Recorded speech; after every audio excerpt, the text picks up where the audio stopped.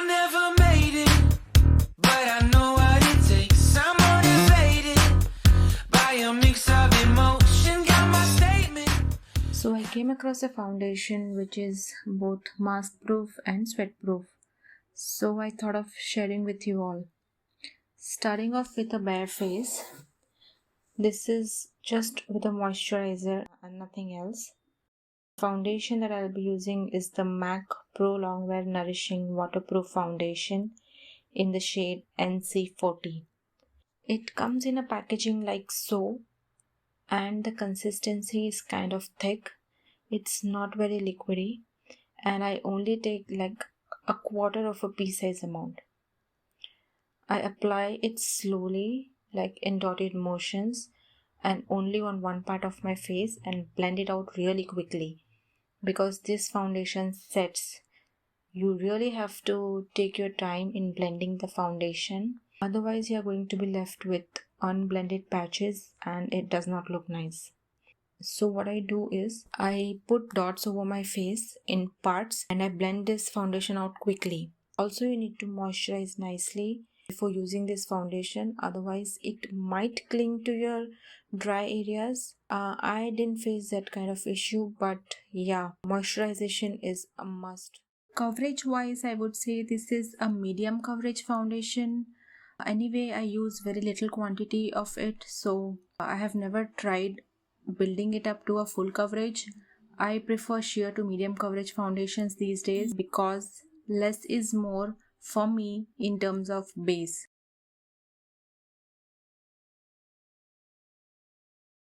So this is how the foundation looks when freshly applied and in natural lighting.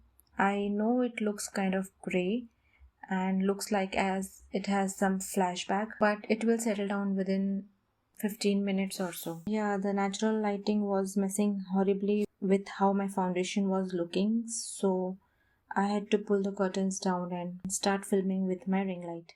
This is how it looks with some concealer on under the eyes without any powder. And now this is how it looks with some loose powder lightly dusted all over the face. This is the final look, and as you can see, the shade has oxidized a bit, because of which it looks a little less ghostly, and also it matches with my neck pretty well. It might look in the video that the shade is a tad bit light. It is because of the flash that it gives a minor flash, but that is okay. In real life it looks a very close match for my skin tone.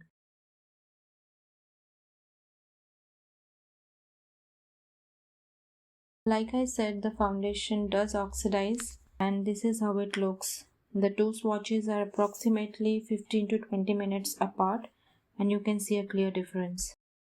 This is how the foundation looks after 8+ hours. I know it is very oily, but I never keep it this way. I always dab it with a paper napkin and the foundation looks as good as new. I'd recommend you blot every 2 hours depending upon how oily you are, to keep your base looking oil free and matte. And in this process, if the foundation comes off, I'd recommend you dab a little loose powder or a compact powder over it to give it more of a fresh look. Finally showing you the mask that I was wearing the entire day, and this is the amount that has been transferred on the mask.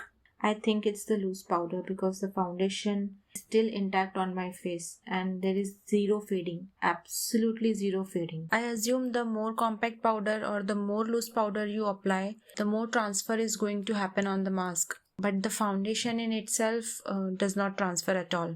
At least it did not for me. Last but not the least, a water test for you guys to show how much waterproof this foundation is.